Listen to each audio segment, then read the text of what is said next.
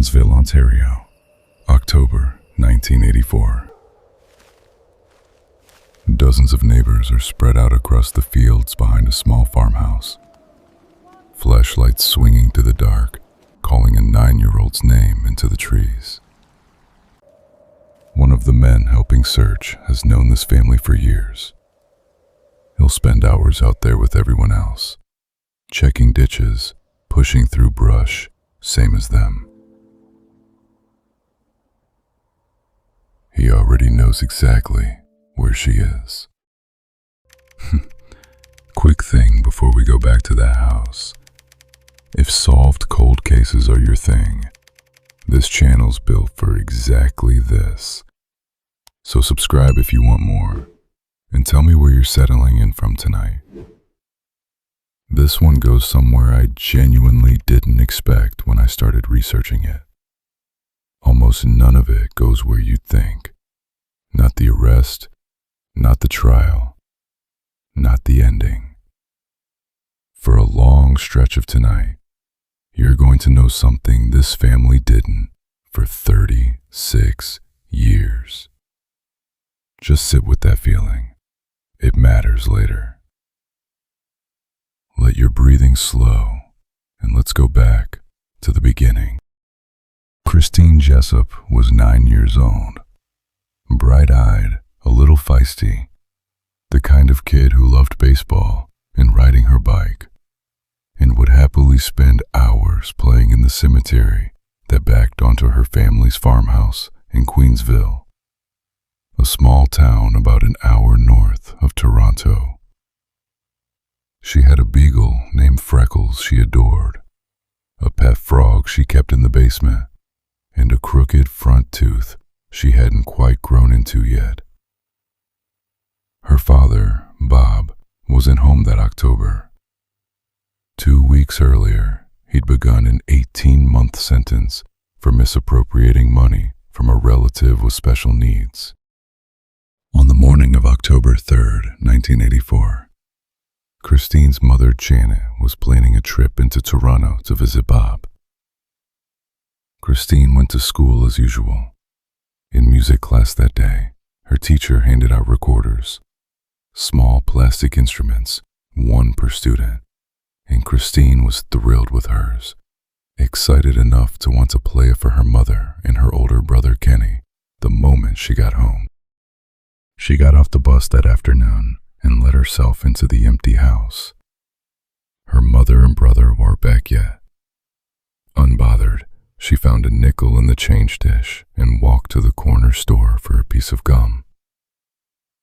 The shopkeeper would later remember her coming in alone, sometime between 3:30 and 4. She'd make plans to meet her friend Leslie at the park across the street around 4 o'clock. She never showed up. Janet and Kenny got home around 10 past 4. Christine's backpack was on the counter. Christine wasn't. In the shed, her bike was lying on its side, kickstand bat. Small, wrong. The kind of detail that means nothing until it means everything.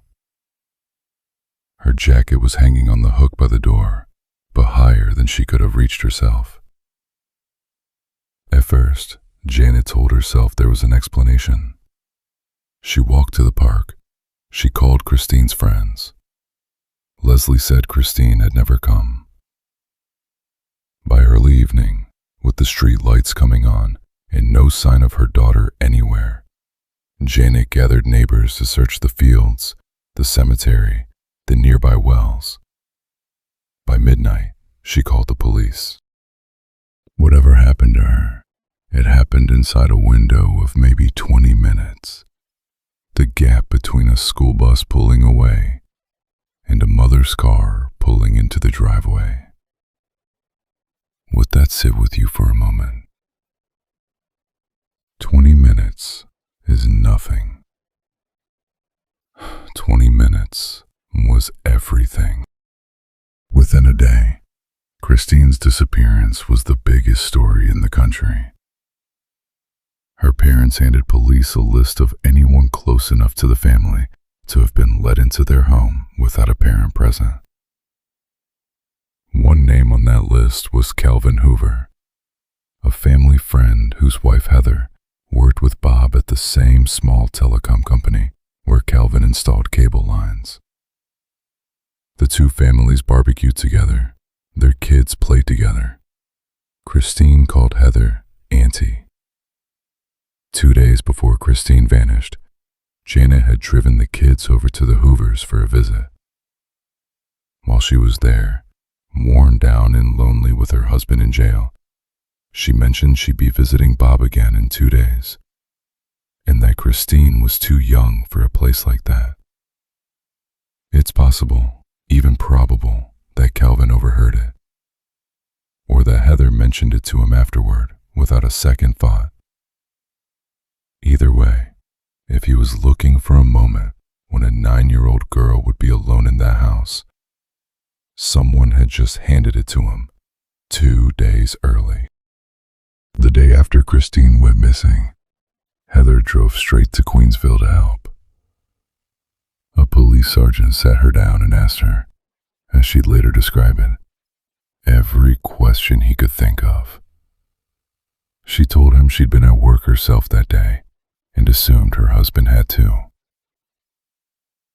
Eventually, she mentioned that Calvin had been home with their own kids and that she needed to hurry back to him. Calvin Hoover himself was never asked a single question. For 3 months, Queensville searched. Volunteers walked fields with sticks. Divers checked ponds. Helicopters passed overhead. Kids stopped trick-or-treating that Halloween because parents were too frightened to let them onto the street after dark. Christmas came and went in the Jessop house without a tree. On New Year's Eve, a man named Fred Patterson was out with his 2 daughters, looking for their dog on a wooded property near a small community called Sunderland, nearly 56 kilometers from Queensville. Just off a bend in the trail, something in the underbrush didn't look right. He went closer. It was Christine. In the grass beside her, still there after 3 months of snow and rain, lay a small plastic recorder with her name written on the side. Investigators would eventually learn something that made this specific stretch of woods less random than it first appeared. Calvin Hoover had an old school friend who lived nearby, and the two of them used to go into that same bush together for hunting and camping. He knew this ground. The friend, it would later be confirmed, had nothing to do with any of it. He simply happened to live in the one place Hoover already knew well enough to disappear into, undetected, in the dark. The autopsy found she had been sexually assaulted and stabbed, some wounds deep enough to reach her spine. When Reverend Bev Hall arrived to tell the Jessops their daughter had been found, and how, Bob said simply that in a way, it was good to finally know. That not knowing had been its own kind of unbearable. He had no idea it would take another 35 years to learn who was responsible. Because her body surfaced in a different jurisdiction than where she'd vanished, the case passed from the York Force to Durham Regional Police. 2 teams of detectives were assigned, essentially in competition with each other. Whichever pair developed the strongest suspect would take over the case. One pair, nicknamed Fitz and Shep, inherited boxes of notes from the original York investigation. Buried somewhere in those boxes, in a single notebook, was a name and an address. Calvin Hoover. Fitz would later admit he considered the earlier work amateurish and barely looked at it. Instead, in February 1985, the Jessops were asked again for anyone who stood out. Next door lived the Morans, a close, respected family. Their son, Guy Paul, 24, was quiet, clever, a gifted clarinet player with a photographic memory and a habit of taking things apart just to understand how they worked. Janet mentioned, almost in passing, that he hadn't helped search for Christine the way most of the town had. Detectives sat Morin down in their car on February 22nd for what felt to him like an ordinary conversation. He explained he barely knew Christine, a few kind words about her dog, some small talk about gardening. Asked what he thought of her, he called her sweet and innocent, then added, almost as an afterthought, that girls sometimes grow up to lose that. He meant it as nothing more than an observation about growing up. The detectives heard something else entirely. His own time card showed he'd clocked out of the furniture factory at 3:32 that afternoon, 57 kilometers away. By the math alone, he couldn't have reached home before 4:14. 4 minutes after Janet and Kenny were already back in the driveway. It didn't matter. He was arrested that April, charged with first-degree murder, and denied bail. Morin spent the better part of a year in Whitby jail awaiting trial, which finally opened in January 1986. Moved to London, Ontario, over fears no Queensville jury could be impartial. The Crown's case leaned on a jailhouse informant who claimed Morin had confessed to him, using a phrase lifted straight out of a horror film. It was thin, and after 14 hours of deliberation, the jury said the words Morin had been waiting a year to hear. Not guilty. It didn't save him. He went home to a town that had already decided, to a family that found petitions circulating asking them to move away. The Crown, unwilling to let it go, appealed the acquittal itself, arguing the judge had misdirected the jury, and won. Guy Paul Morin would have to do this all over again. Christine's body was exhumed for a second, more thorough autopsy ahead of the retrial. Prosecutors would go on to allege the killer had attempted to decapitate her afterward, a claim that pathologists later determined was simply wrong.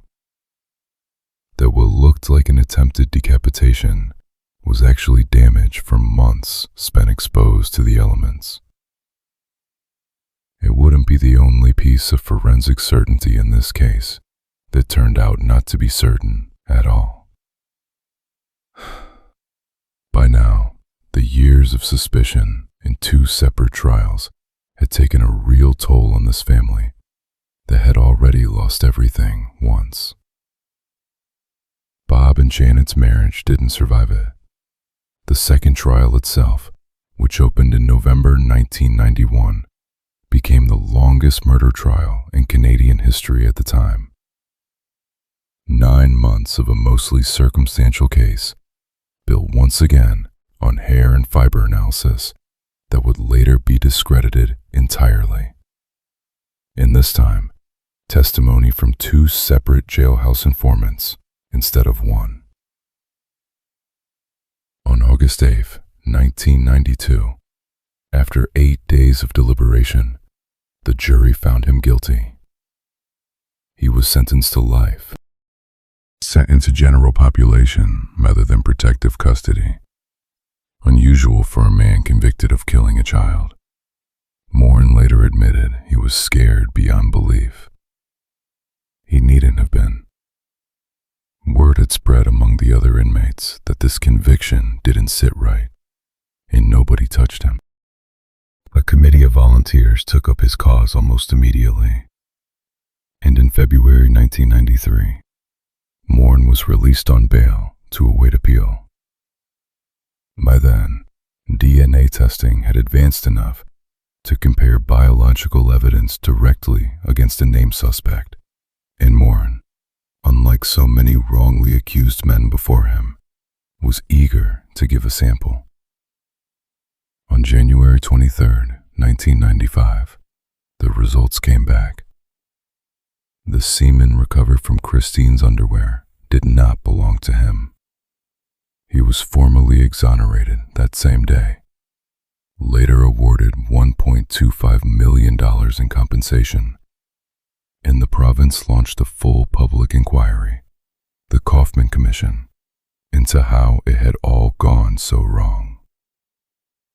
Over 146 days of hearings, 120 witnesses, and 100,000 pages of documents later, the commission's findings were damning.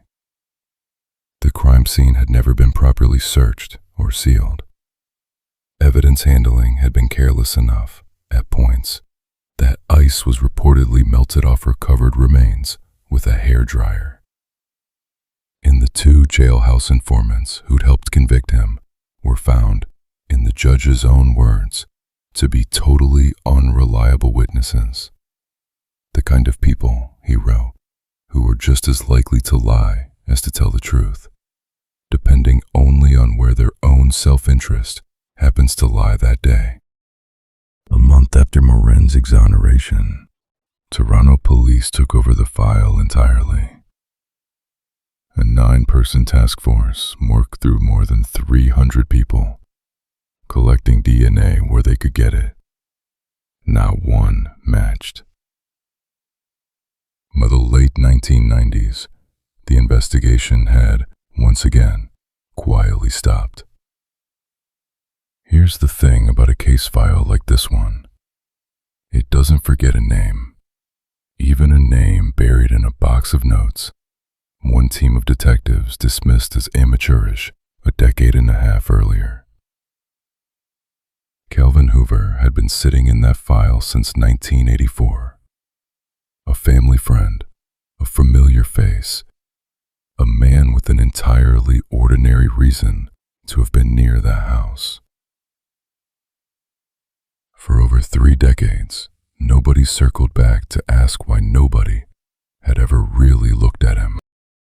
In 2015, Calvin Hoover died in Port Hope, Ontario. Sources close to the case would later describe it as suicide, though police themselves have only ever confirmed the year and said there was no foul play involved. As is standard after any death like this, an autopsy was performed and a sample of his blood was retained at the Center of Forensic Sciences Laboratory in Toronto. Filed, unremarkable, one of thousands sitting in storage. The answer to a murder that was by then 31 years old was sitting quietly in a drawer. Nobody in that building had any reason yet to think so. A detective on the case had already been quietly working with forensic genealogists through an organization called the DNA Doe Project. In December 2019, days before his own retirement, he pushed through a proposal to send Christine's killer's degraded, decades-old DNA profile to a Texas lab, Othram, that specializes in exactly this kind of work. A team of 6 genealogists, led by Anthony Redgrave, spent the next 6 months building outward from distant genetic cousins uploaded to public databases. People with no idea their own harmless curiosity about their family history was about to solve one of Canada's most notorious murders. It was slower going than most cases. The community this family came from was tightly intermarried, tangling the branches together in ways that made triangulating a single name genuinely difficult. On August 7th, 2020, they finally had one. Calvin Hoover. Redgrave later described the 2 months between handing that name to Toronto police and the public announcement as nerve-wracking. Even though his team was already almost entirely certain, Police needed their own confirmation. They found it in the blood drawn from Hoover's own autopsy 5 years earlier and laid it directly against the evidence from 1984. It matched.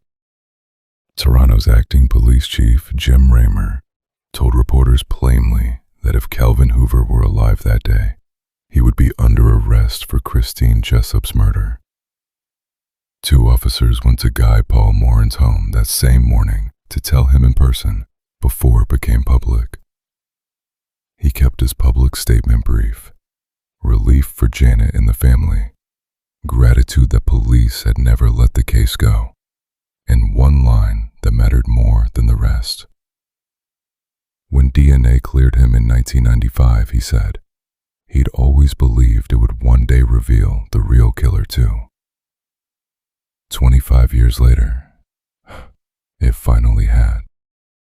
Christine's brother Kenny was asked what he remembered of Calvin Hoover from that October.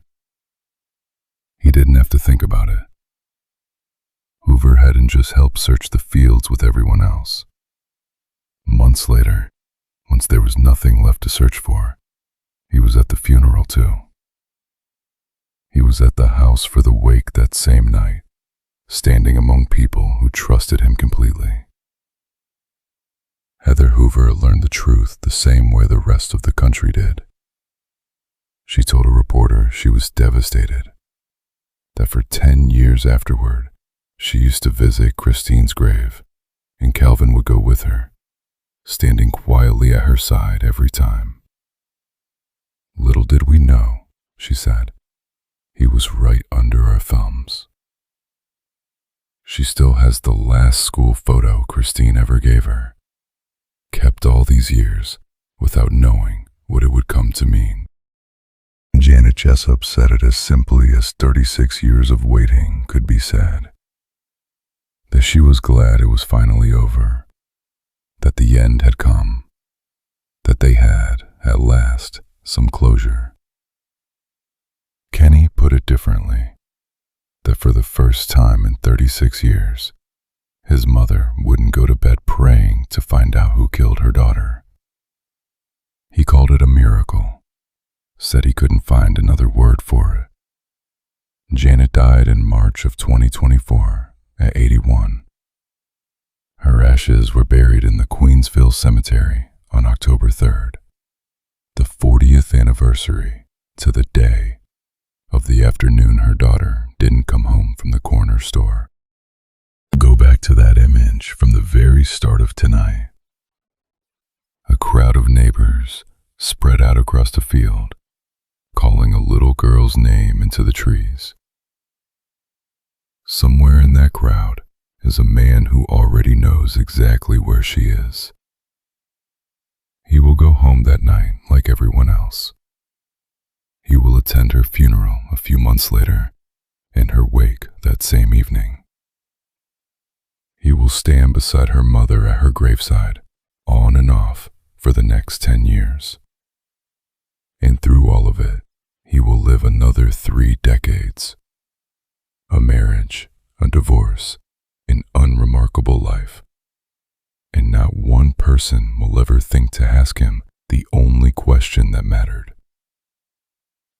Meanwhile, an innocent man will lose 10 years of his life to a version of events that was never true.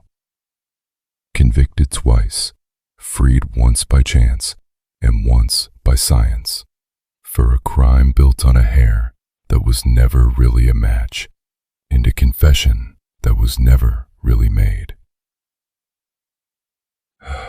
Certainty and truth, it turns out, are not always the same thing. Sometimes the gap between them cost an innocent man a decade and lets a guilty one walk free for 31 years, right up until his own quiet death hands investigators the one thing he never gave them, an answer. That's where we'll leave it tonight. You've spent this stretch of time somewhere far from your own bed, and now it's time to come back to it. Back to the quiet of your own room, your own breathing, slower now than when we started. There's nothing left to solve tonight, just the rain against the glass and the low fire burning down to embers. In the dark, patient and warm, ready to carry you the rest of the way. Rest now.